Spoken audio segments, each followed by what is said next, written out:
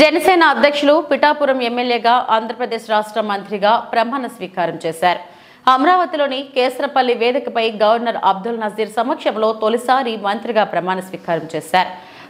Cinema నటుడిగా గుర్తింపు పొందిన పవన్ తొలిసారి చట్టసభలకు వెళ్తున్నారు. అందులోనూ తొలి ప్రాధాన్యంలోనే మంత్రిగా బాధ్యతలు స్వీకరించడంతో తమ అభిమానుల్లో ఆనందం ఉప్పొంగుతోంది. వేదికపై పవన్ కళ్యాణ్ అనే నేను అని ప్రమాణం స్వీకారం చేసే సమయంలో అభిమానుల ఆనందానికి హద్దులు లేకుండా పోయింది.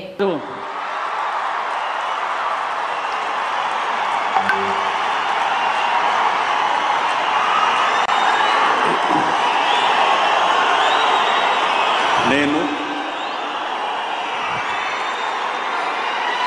కొణిదెల పవన్ కళ్యాణ్ అనే నేను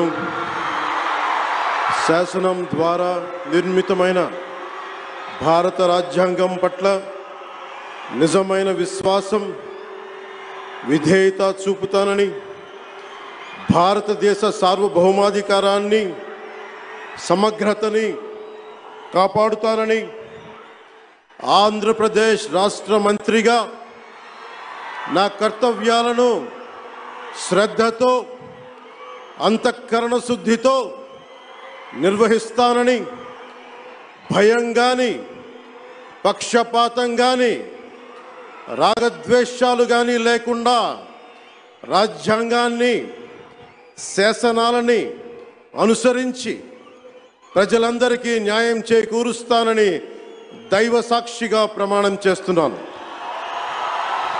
నేను కొణిదెల పవన్ కళ్యాణ్ అనే నేను